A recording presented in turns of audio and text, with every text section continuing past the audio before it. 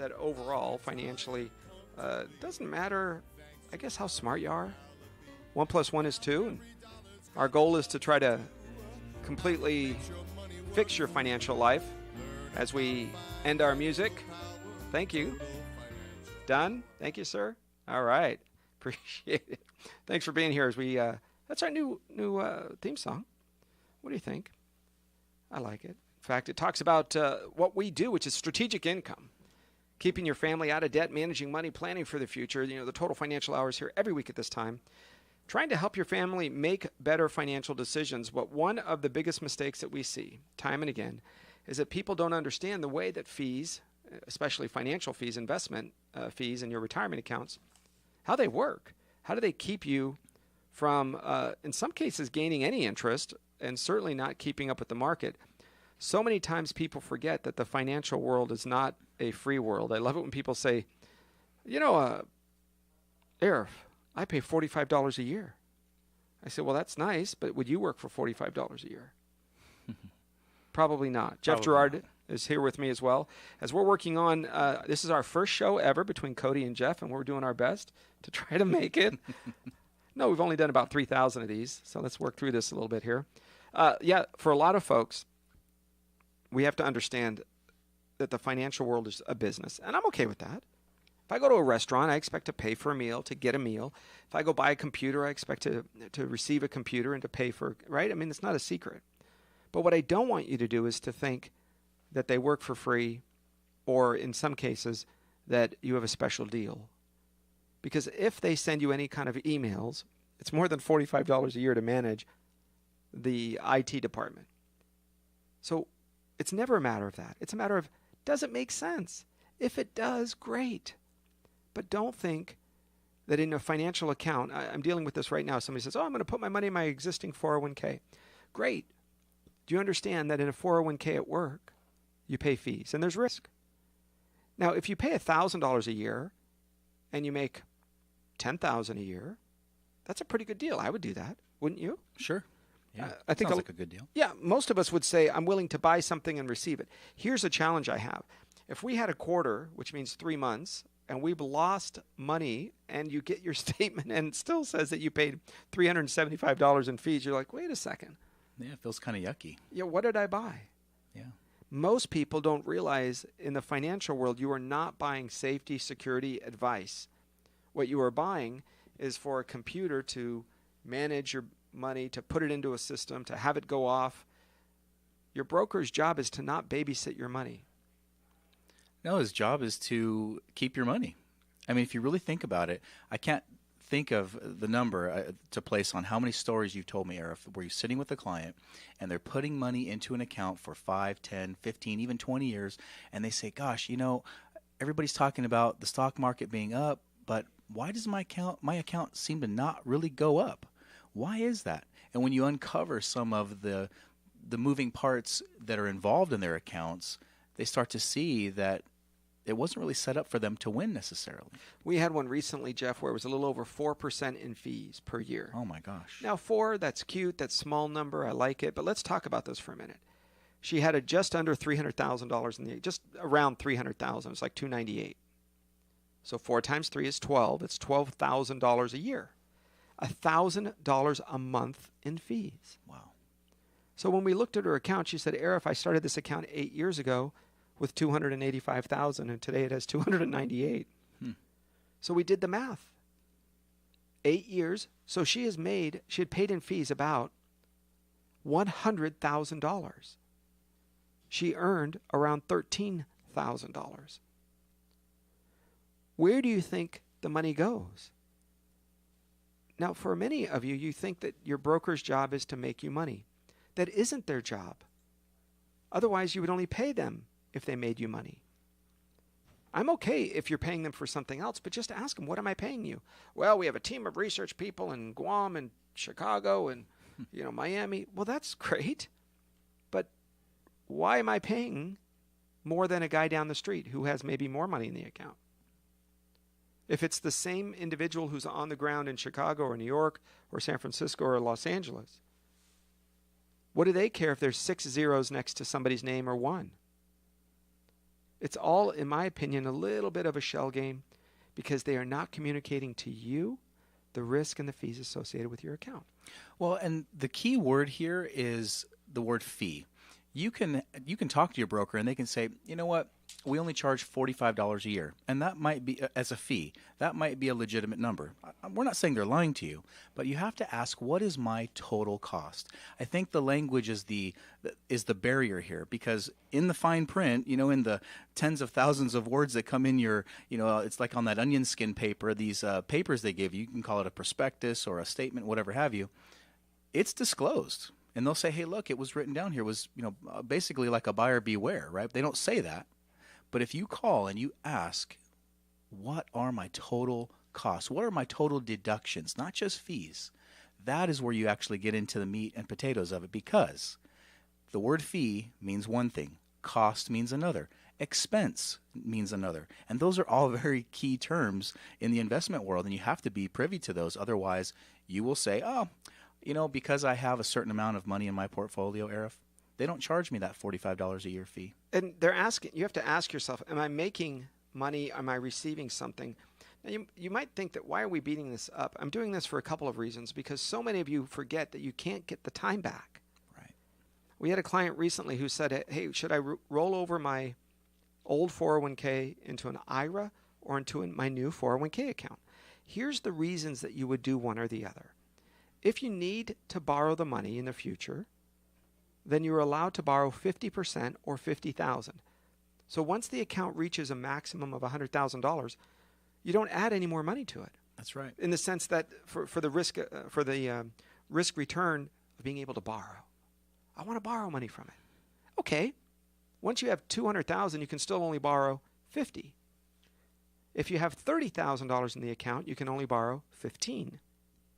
So if the purpose is to have access to it, there's one reason. Another reason to roll it over into your existing 401k, or your new one, I should say, is simple. They have amazing investment options, mutual funds or other choices, that have a zero or very low cost and fee structure, because maybe the new company is paying for that. Okay, well, there's a reason for it. But since 2008, very few companies are paying for the fees associated with your retirement accounts. Certainly they're not paying for all of it like they used to. We've not seen that. That's right. And with the growing cost of maintaining some of these plans and the overhead, just think about these companies, right? They have lots of employees. They have Super Bowl commercials. They have advertisements. They have to mail you a statement. Somebody has to physically be there to answer the phone. They run a business, and let's make no mistake, they have to be profitable in order to stay in business. So that's fine. We're good with that. But just remember that, again, back to Arif's point, nobody works for free. Somebody's going to be compensated. And however that is structured in your retirement plan, it's really up to your employer. There might be almost a 50-50 cost share between you and the employer, you as the participant. But again, you have to realize that there is a cost associated with that. And there are multiple layers inside of a 401k or other retirement plan. Yeah, between 16 and 18 different fees. Legal fees, fiduciary fees, risk associated fees where they're trying to offset some of the losses so they'll buy back certain things. All of that structures a couple of areas where you have to look to say, yes, it's worth it, or no, it isn't. Number one is something called an expense ratio. Always pay attention. These are internal expenses. You will find them when you do research on the product itself.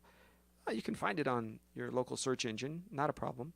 Mutual funds, the funds internally, somewhere between, let's call it 1%. Whenever we do an analysis, the companies will tell us, well, just call that about 1%. That means for every $100,000 you have, they're taking out $1,000 per year in fees, done, period, right now. So those are not a few dollars. Those are things that you're going to want to track and make sure that you are not paying more than you should.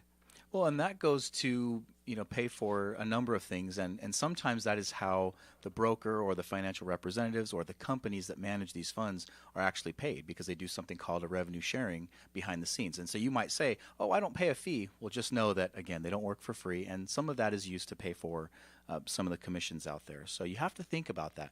$1,000 for every 100,000. Am I making that up in my gains? Well, sometimes you might see, gosh, I mean, we can go to an extreme example of 2008, right? When, I mean, the average person lost between 40 and 50% in their portfolios. I mean, people started renaming 401ks 201ks because they were cut in half. And I don't mean to make light of it, but we have to remember that was not far off. We can say, oh, that was 10 years ago. Well, they also have something called the lost decade. And what can you not get back? The time. It's gone forever, guys. The rollover option, or the possibility of rolling those funds over and what that might look like, is a way for you to see, can I save money by doing it? Now, certainly there's a headache factor, right? Sure. I'm willing to pay a fee for less of a headache. A lot of us do. Yeah. So you might say, do I have to track a second account? Okay, well, there's an option there. Another reason to roll it over or to not roll it over is to consider the overall risk. You know, Jeff, one of the things that we looked at years ago was something called an overlap. Yes. You might have an account at your new retirement account, your spouse's retirement account, an old IRA, a Roth IRA. And when you look at the big picture, all of those funds might share 35%. That means 1 out of 3 of the companies are the same. So you think you have 5 different locations for your retirement accounts, but really, they are all invested in mostly the same companies. Today, they call them FANG. We used to have different terms as the main companies changed a little bit. But if you watch the Standard & Poor's 500, S&P 500, guess how many stocks? 500. Imagine that. Yes. S&P 500. They'll tell you that 70, 60, 70, 80% of the growth or fall happens in about 10 stocks, 10 companies. Wow. So when you say, oh my gosh, the market is up, well, it depends. Do you own those companies? If you do, then great, you made money. Sure. But if you ever look at your account and you go, wait, the market is up, why did I lose money? Because the market reflects those 500 companies, but really those 10 maybe. So you might be invested in the other 490, and the overlap, which means the duplicate of all of these mutual funds. Well, if I have a large cap, value, growth and income, international, global, it doesn't matter. They can still own the same companies because Facebook is still an international company. Amazon, it's a growth and it's a dividend paying plus it's a whatever, right? So you have Netflix, Google, now Alphabet. You can really have a handful of those stocks that rise and fall like the Titanic when times are good and bad. Sure. And that's where I think a lot of people have this idea that they're actually being diversified. You know, everybody looks to be diversified, but just having it in, 18 different funds that are mutually invested in kind of the same thing, that's where the overlap occurs. And then it's no wonder that when, your Roth IRA, your traditional IRA, your spouse's 401k, your 401k, they all kind of dip at the same time. You say, gosh, I thought we were diversified. Well, they're all kind of in the same wading pool, if you will. So you have to really think, what type of diversification am I really getting? We talk about, Arif, and you'll be able to speak on this, is true diversification. Your example of, vehicles heading toward the cliff, what type of vehicle are you in? Are you going, 100 miles an hour towards the goal, and you don't have a good chance of turning left or right if you see something coming, do you? Yeah, if you're in a race car, realize the vehicle has a different job to do than if you're in a pickup truck. For example, if I call Jeff and I say, hey Jeff, come on over and bring your car. And he comes over and he brings a pickup truck. I said, Jeff, no, we needed to get to Las Vegas in 3.5 hours. The pickup truck is nice, but it's not fast. Bring the Ferrari. Right. And then I say, hey, Jeff, come on over and bring your car. And he brings the Ferrari. And I said, no, Jeff, I want you to help me move stuff from the storage unit. There you go. It all depends on the job. What's the job of your money? When I talk about poor mindset and rich mindset, the poor mindset, if you will, doesn't mean they're bad or evil or dirty or even no money in their pocket. What it means is the mindset says all money is the same. My college fund is the same as my retirement. I can use the money in my savings accounts to pay for my emergency fund. Those are all different jobs to do. Even though the dollar bill looks the same, they have a different purpose. So don't ever confuse the amount of money that you save for your retirement as if it's your child's college. And don't confuse your child's college as if, hey, I need to put a new roof on the car, on the tire. Oh gosh, a new roof on the house or new tires on the car, because each one of those jobs has different taxation, different risk. Each one of those accounts have different access. So here's another fee that you got to watch out for. Investment management fees, or something called investment advisory fees. Now, my experience has been, and I'm fairly new at this, so 22 years, so I'm still trying to figure it all out. My experience has been, when I started, it was 0.75 is what the brokers used to charge. And they would kind of do it sheepishly, and they would, kind of give you a story behind it. Today, all in, it's about 1.5 to 1.7%. Now, I understand most of you are not a fan of statistics or percentages or math, so let me keep it simple. If you have $500,000 in your retirement account, and they're charging 1.7, you're paying about $500 or $600 per month. Wow. Now that's great if you're making $5,000 or $6,000 per month. You say, listen, I'm willing to share. But if the job of your financial advisor, brokerage firm, whatever it is to make you money, then they should only be paid if they make you money. But if their job is to keep your money, then they are only paid when they keep your money.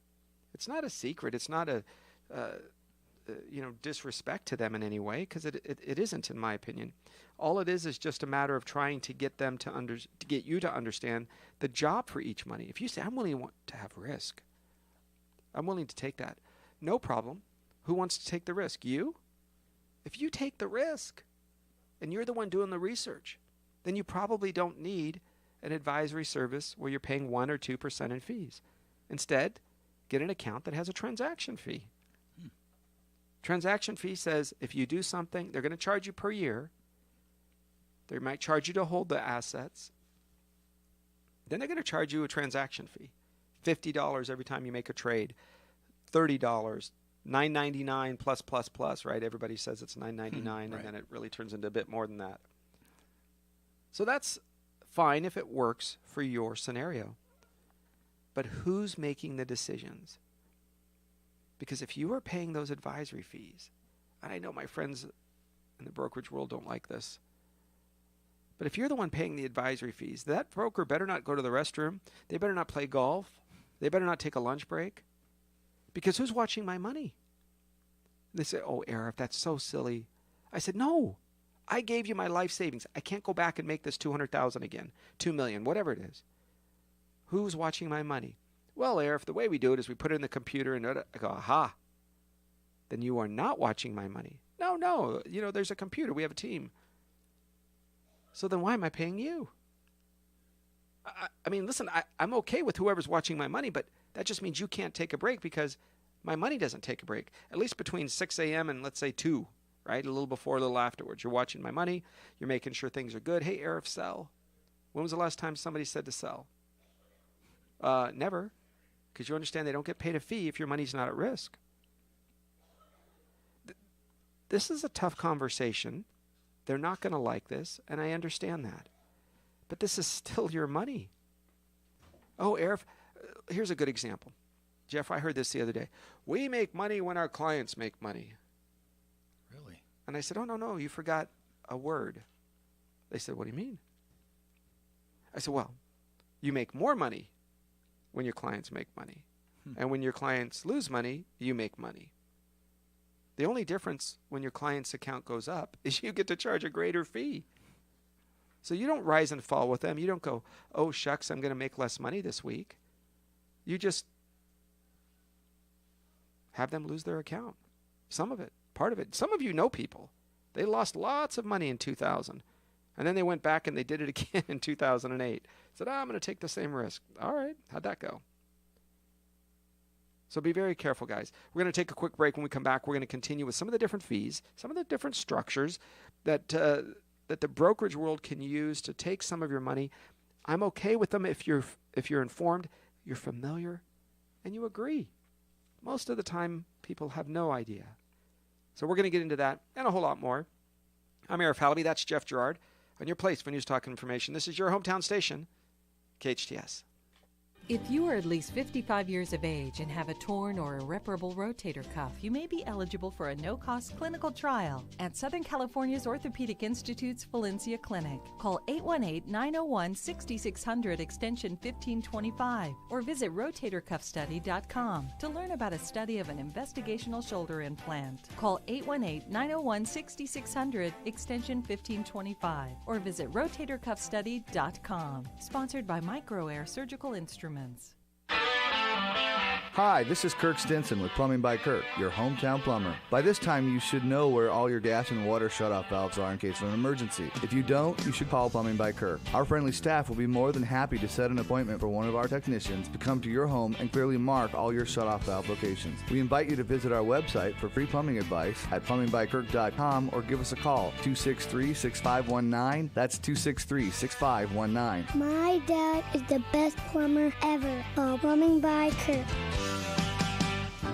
The Santa Clarita Artists Association has a new gallery in downtown Newhall on 6th Street between Main and Railroad, right across from the Canyon Theater Guild. The gallery features our members' paintings, sculptures, and one-of-a-kind handcrafted gift items. Whether you're an art lover, buyer, or an artist wishing to join, visit our website at santaclaritaartist.org, come to our free monthly meetings at Barnes & Noble, or stop by the gallery. For upcoming events and exhibits, check us out at santaclaritaartist.org. We make visual art visible. Santa Clarita's hometown station. Now FM 98.1 FM and AM 1220. Your hometown station. Financial security will help you live the life you dream. Learn about finance. All right, welcome back to the show, the Total Financial Hour. I'm Arif Halaby. That's Jeff Gerard. If you have any questions, any concerns, you can always get a hold of us at 888-99-RETIRE. That's 888-99-RETIRE. 888-99-RETIRE. It's toll free. It goes right directly to our office. Goes right directly to our office, so you get a chance to easily talk to me. Sometimes it's a phone appointment. Sometimes you want to pop in.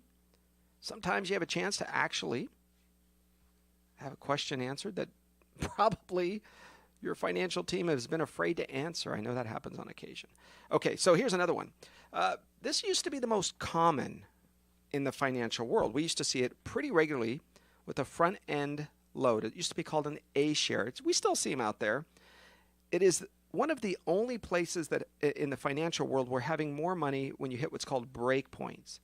So I'll give you an example of what break points are, and it could be a little different depending on the company you work with. For example, if you have $24,000, $999, and below, you pay one fee. $25,000 and above, you could pay another. Up to $50,000 and $100, $250, $500, and $1 million, $2 million, $3 million, and $5 million. Meaning that if you are depositing, and they usually give you a window of time, 13 months, 18 months, if you're depositing more than $100,000 and you commit to that, then on the very front end, even if you're buying $20,000 worth of whatever mutual fund, they start to reduce the share cost, the fees. So you're paying a fee up front right now. It's called a front-end fee. Here's the problem with this. If you put in $100,000 and you pass away the very next minute, next day, your family only receives about $94,500, maybe less, $94,000. You say, well, what is that? Where did it go? The $5,000-$6,000 went to pay the broker, went to pay the company. But what does that mean for you? Let's go back to Math 101. It means you have to earn interest on a much lower number, so you have to earn higher interest just to get your money back.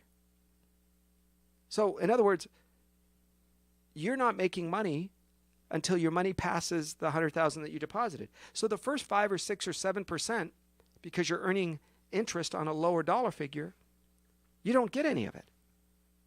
It goes to the brokerage firm. So you are buying shares at a retail price, and you have to sell them back at a wholesale price. Try to buy a car, drive it off the lot, come back around the corner, and sell it at the car dealership. You say, wait a second. You told me 20 minutes ago this car was worth $30,000. Why is it worth $21,000? said, well, kid, it's called depreciation. It's a good little lesson in math and sales. The knobs aren't even off the tires yet and already went down in value. Come on. So that is the conversation with you when it comes to buying a car. Well, it's no different than buying a mutual fund with a front-end share. Now, if you say it doesn't matter, I'm willing to pay that price, okay, then great. But now you know. Just don't think that there's a little bit of a trick there. Now, there's another one, Jeff. It's called B shares, B as in boy, and it's often used when you are saying, well, I don't want to pay a lot of shares now. I'm going to add more money later. So as I start to add more money to this account, I want to pay less in fees. Yeah, and what happens is you don't have that same upfront cost of 5 or 5.75% as you do in the A share. This gives you a chance to get in, invest, and if you're going to spend a bit of time in this investment or in this fund, then what will happen over time, in most cases, and you have to, of course, read the fine print, is you'll see these charges, they'll decline over time. So let's say you didn't pay that load or that fee going into it, but you sold it next year. You might pay about the same as you would have with a B share. But if you wait 2, 3, 4, 5, 6, 7 years, you might see this decline and diminish over time. And then if you hold it long enough, there may not even be any fee at all. And the purpose for this is that as a declining sales charge, declining fee, it gives you a chance to have all of your money at working at once. Mm-hmm. Now, these were often because they paid us, ready for this, they paid us more money. Because if you put in $250,000, you would have received a greater discount had you had A shares. But the broker got less of a commission. So a lot of agents were coming along and mixing up the mutual funds, and they would use words like, we spread it out into 2 different companies, American Funds and Vanguard and Fidelity and Oppenheimer, to diversify the risk of the appropriation. Dude, really? You were doing it. Maybe, right? You can't get in somebody's head. But if they went just below the break points in each and every fund, he or she received all of their commission, you paid a higher fee, and you went into something called a B share. Now, they're doing their best to catch these folks. I don't know if I'm sure it's certainly not in policy. I don't know if it's illegal. I don't know enough about that world anymore. But I do know that enough of us, you, investors, savers, were paying for fees, paying for accounts, where the benefit was very limited. Because add to that the market goes down, and now you're paying a fee, and it went down, so that it really can hit you. There's another thing called an annual account fee or a custodian fee. And this is what often people confuse when you say fees. Oh, yeah, this is what they confuse. Right, and this is basically for the privilege of having access to whether it's your financial professional, your advisor, your broker, and being able to have the privilege again of receiving statements and making a phone call to the 800 number, having account access online. So these are some of the fees where they say, we're the custodian, we're holding your dollars, we are looking over it. So pay us a fee, $25, $35, $45 a year. And then they'll charge a fee if you want to transfer it, change a name, I want to change my address, I want to cancel my account, I want to sell some things. So often the annual custodian fee was designed for a lot of you that just kept a zero balance. Right? We would see this happen where or zero transactions where your balance is there. Maybe it's $100,000, but you're not buying anything, you're not trading anything, you're in the money market account, you're just sitting there. You understand if your money is in the money market account, whatever that is, the safer place, cash account, if it's not bonds, but cash, if you're sitting in that account, then they cannot charge that 1.5% fee every year. So the way the companies will still charge and make something is they'll use this custodian fee. So you ask your broker, hey, should I be paying this fee? Should I be paying that fee? If I'm paying a fee over here, can't you waive some of the fees over here? Now, we hear this a lot, Jeff, where people say, well, Total Financial Solutions, how do you guys charge a fee? We don't use securities products like this. We are specialists in safety. Our job is to keep you from losing your money and from paying a fee. Now, you might say, well, that's great. Well, what's the trade-off? Well, there's not just one trade-off, folks. There are 2. We call them catches. There's features, whatever you want to call it. Catch number one, there is a time commitment. If you are going to take out all of your money prior to the time you select, then you will pay a fee with us.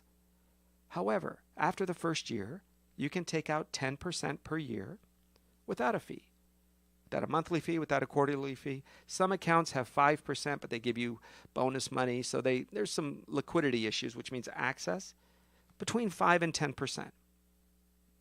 As long as you're not going to pull out more than that, then there isn't a fee. The additional catch is you're going to earn between 0 and 12% per year. Maybe a little more, but let's say 0 to 12. That means you're not going to make 20, 30, 40.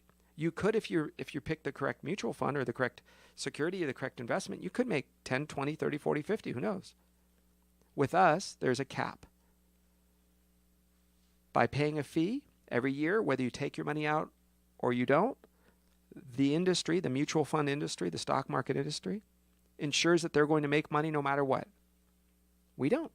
We're going to make between 0 to 12. Whether you earn interest in the mutual fund world is dependent on the market. With us, it's very similar, except you just don't go backwards. Once you earn interest with us, it goes up and never backwards. Well, I like that part because that's your money now. Because we can say, look, this is a principal protected concept. But when you earn interest, that's your money. That becomes part of your principal, which is also protected. That's a nice thing because you don't have to set your sights on 10, 12, 15% rate of return every year just to reach a benchmark when you can earn 3 to 6 maybe, but you get to keep it all. Would you rather have 3 to 6 that you won't lose next year, that nobody can take from you, or 7, 8, 9, 10, 20 that could go away tomorrow? And we had an example of an account where it went up about to around 125,000. And so for 2 years, it sat there at 125,000. Nice. They put in 100. Over the course of a couple of years, it grew to 125, and then it stayed there for a few years. But the other account, if you were in the S&P 500, you might have made as much as $136,000, $137,000. So what would you prefer? 137 that you could lose some or all of it tomorrow, or 125 that never goes backwards? So for a lot of you, if you've chosen the 125, that's what we do. If you say, no, I want the risk, I want to put it all on red, I want to take a greater chance because I could make a lot more money, then the market is for you. Then you follow the rules and others, the rules that we gave you, but others as well, that say be careful about the fees you're charged. Make sure you don't allow these, what we used to call them junk fees, right? If you're buying a house, if you look at all the junk fees in a loan. Document fee, processing fee, prep fee, my coffee fee, right? Copiers. I'm like, you know what, tell you what, just come over to my house, my office, we'll make copies for you. Right. They charge you fees on top of fees. You just would often say, wouldn't I just want a fee for a fee? Just charge me. What is it going to take for me to get this product? And then you can weigh the difference. Yes, it makes sense, or I want to make a change. Because for a lot of you, the risk is in your hands, and we don't even know that. And especially when the market goes down. We had clients, I don't want to say complain, but they came to us and said, Arif, I only made, I think it was in one of their accounts, they made around 16%. Arif, I made 16%. My other account made 19%. I said, yeah, you're right. 2017 was a great year. But that's not what you're going to make with us. You might have 4 years from now on of 0, 0, 0, 0. If you have a 0 in a fixed indexed annuity or a fixed indexed account, if you have a 0, that means that the stock market went backwards. And if the market goes backwards, you could lose over there. With us, you just keep the gains. So we're going to take another break here and finish up this hour of the program. I've got some questions for you. Should you consider an IRA for your high school or your college graduate? For a lot of you, that's an option. We're going to get into that as we continue with this hour of the program. And I'm Arif Halaby. That's Jeff Gerard on the Total Financial Hour. This is your place for news, talk, and information. KHTS, your hometown station. You might not know the difference between a fade, a pompadour, a cropped fringe, or faux mohawk, but the Sport Clips Guys Smart Stylists sure do. We know you don't think about haircuts 24/7. That's Sport Clips' job. That's why Sport Clips specializes in haircuts for men and boys. Sport Clips has turned something you have to do into something you want to do. You don't ever need an appointment at Sport Clips, and you'll walk out feeling like an MVP. Guaranteed. Sport Clips at the Santa Clarita location nearest you. You worry because your mom and dad aren't as active and are finding it more challenging to live on their own. The answer? Premier Assisted Living Community, Oakmont of Santa Clarita, now leasing. Located on Newhall Ranch Road, Oakmont of Santa Clarita, bringing comfort and luxury to assisted living. Your parents can enjoy 5-star amenities and panoramic views in a world-class community. No other assisted living community has this kind of luxury and amenities in our valley. Visit oakmontofsantaclarita.com. I know the drill. Happy wife, happy life. That's why when she picked the flooring, paint, and cabinets, I simply said, yes, dear. But the home theater, now that's my domain. During the month of May, Party Homes is offering a home smart theater system including a 72-inch smart TV with the purchase of any new home at Arista, Cresta, or Verano at Aliendo. Don't wait. Special ends May 31st. Visit partyhomes.com/homesmart event for details. One more day, one more time. We've been singing their songs for decades, and now Diamond Rio brings their musical magic to the Santa Clarita Performing Arts Center on Saturday, June 30th. What a beautiful mess I'm in. Spending all my time. KHTS is proud to present Diamond Rio, 6-time Country Vocal Group of the Year, 23 top 10 hits. Experience Grammy Award winners Diamond Rio like you've never seen them before, right here in our hometown at the Santa Clarita Performing Arts Center. Imagine that. Love lasts forever. Imagine Country legends Diamond Rio, and featuring our one and only local singing sensation, Savannah Burrows.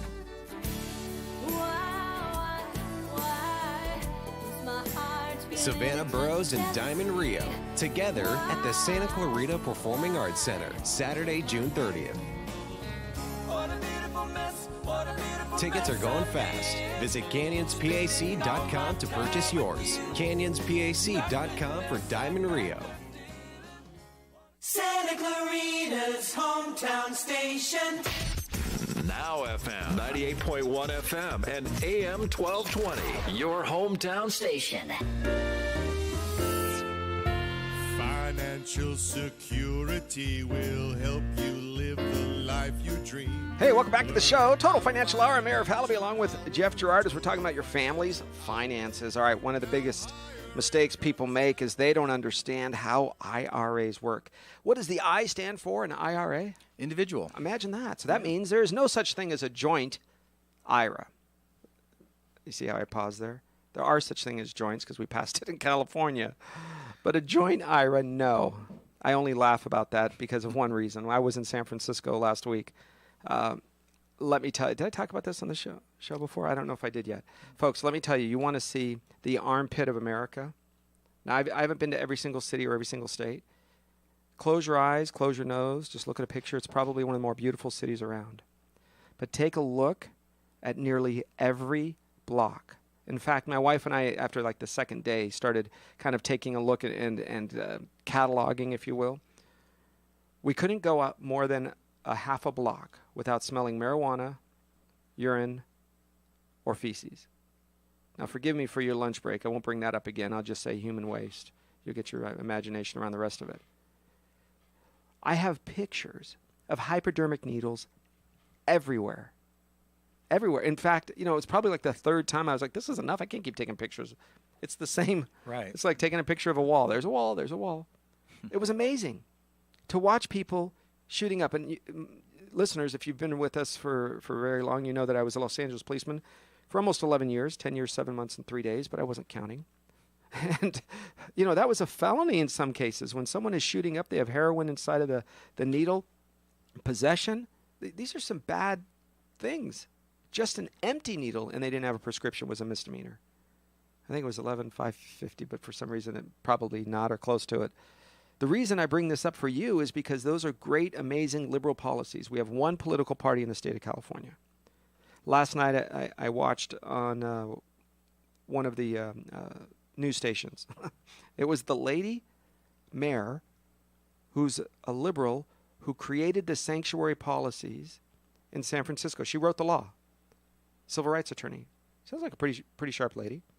And in fact, she said things have gotten so out of control. The wacky far left of the party are the ones that are controlling it. She actually has an initiative on the ballot to not make sanctuary cities the way, because it was amended. What does that mean? It started out as, hey, listen, if a husband and wife are fighting, the wife needs to be able to call the police so that the husband doesn't, get deported just to stop the argument, right? Domestic violence. My kid is acting up. Oh, your kid is acting up. Let's see if we can help him. Oh, wait a second. What is your status? And then the police, would, at least there's a fear, they would send the husband or the wife away, and the son or daughter would be citizens. So she wrote a law that says that doesn't exist. It was amended multiple times to the place today where felons, hardcore, violent felons, seek sanctuary in San Francisco. So where do you think these people go? The crime, we walked, I got pictures of broken windows. We stayed in there was a conference. It wasn't my dollars. We were at a conference at a beautiful place, Ritz-Carlton, Nom Hill. And we've got pictures all around the hotel of broken windows in the morning. And didn't you say there were mansions on gosh, one block, and then feet away there were people sleeping in the streets? Sleeping, going to the bathroom, having... Folks, wow. It is Haiti. It is the depths of sub-Saharan Africa. All you're waiting for is folks to come through with, on the junta with their jeeps with the little, M50 machine guns in the back. It was shocking. You need to go there. And so, of course, who pulls up? But tourist bus full of folks, Asian folks. I saw some Japanese. I saw some Chinese folks. I saw a French group with the little French flag and French tourists. How embarrassing. Yeah. I mean, I guess you don't have to have the same kind of pride as everybody else. And, there's arguments that there are liberal policies and conservative, but you wash your hands here, folks. Zero conservative problems here. There may be other states, other issues, but we have a one political party system, and they race to see how far to the left you can go with the crazy policies. We're going to feed them on the lawn, and Christmas they feed them breakfast, and I think it's 2 meals a day, maybe 3, but I think they feed them breakfast and dinner like they do in Santa Monica. And instead of saying, listen, I get it, you have a tough time, buddy. I'm going to help you. But you got to clean up the trash from here to this corner to this corner. You have to use the restroom over here. You have to get off drugs. You have to attend meetings. You have to go back to school. You have to stay clean. I don't know. I don't know what the answer is. I mean, are portable restrooms any less sightly than hypodermic needles and all the other stuff you talked about on the street? Why am I bringing this up, I guess, with IRAs? One is because I'm extremely frustrated because I was born in this state, and I feel like I'm being chased out of this state. Yeah. And I feel sad. There's a depth of sadness, which is going to turn into anger. And, folks, that's not good, especially at the ballot boxes. These folks are going to vote out. Why do you think Donald Trump got elected? Because people loved his suits? Because he was tired of all your baloney on both sides of the political aisle. Yep. And people said, you know what, we've had baloney over here, we had baloney over here. I'm just tired. See if there's somebody who finally can speak the truth and get things cleaned up. Again, I don't agree with my wife 100% of the time. So don't take this as always this and never that. No, folks, get up. Let's be adults here for a minute. Because here's what's going to happen. You take a look at Seattle. You take a look at San Francisco. Take a look at the state of California. I am fined $200 in 2018. I am fined $200 per employee. For every employee I have. Last year was $175. The year before that was $150 per employee. Now I have 8 employees. That's not a big deal. But ask Toyota or Nestle, why do you think they left? Look at Amazon. They are leaving Seattle. You watch.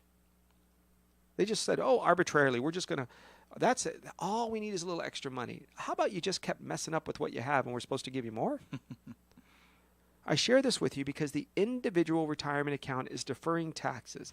I don't have hope, certainly if you're going to stay in the state of California, that they're going to fix things anytime soon. They're going to have, I think, a complete collapse of not just the pension system, but also the fiscal system. Eventually, people will stop lending you money. We have a saying in the financial world is people go bankrupt very slowly and then all of a sudden. The state of California is the same thing. They keep borrowing, great credit rating. Oh, wait, the credit rating went down. No big deal, borrowing. There will eventually be a day when people will stop lending to the state. And they finally have to balance their budget. And these politicians making $15,000 a month, $12,000 a month, plus all the health care, plus the pension, plus. And you say, wait a second, what about the guy or gal that's just working? or trying to walk by. Do you know how many people walked by? There was a guy shooting up heroin. And people walked by. There was a person going to the bathroom, and they pretended like he didn't exist because they had their little, $57 earphones from Apple on their head and paying $3,000 for a one-bedroom apartment 2 blocks away. That's normal to them, though. When are you going to decide that your retirement accounts, your life, your financial life needs to have a job? Because here's what's going to happen. When you decide to start pulling money from your IRAs, you will be taxed at whatever bracket you're in at that time. I think taxes are on sale. Jeff, we've talked about this. We have, and we're seeing that if you go back historically, taxes are absolutely on sale right now. And what do we know today? What the taxes are. What do we not know about taxes? Where it's going to be in 5, 10, 15, 20 years. And if you're putting money in a place, and look, I'm not saying don't save and don't save in IRAs. I'm saying be conscious of your tax diversity. You say, well, I'm diversified. Great. A tax conversation has to be had, because if you're putting all of your money in a 401k at work, as a quick example, and then you roll that over into an IRA, what did you never do on that money?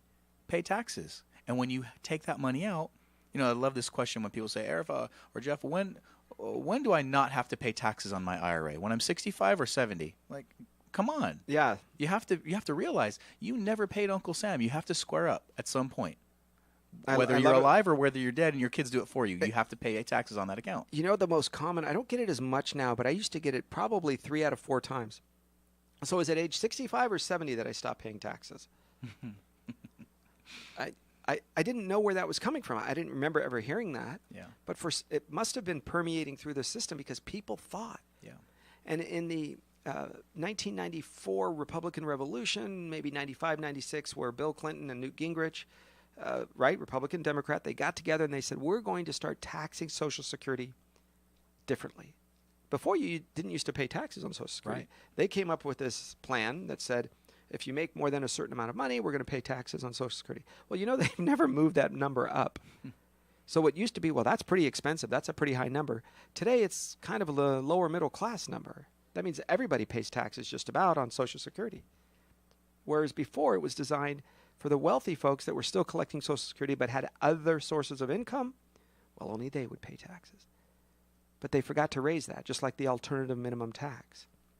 So if you are thinking about giving money to a graduate, high school, college graduate, you need to think about this. When you do that, your child is going to have to pay taxes someday, unless it's a Roth IRA. I love Roth IRAs. Now, Roth is the last name of the senator.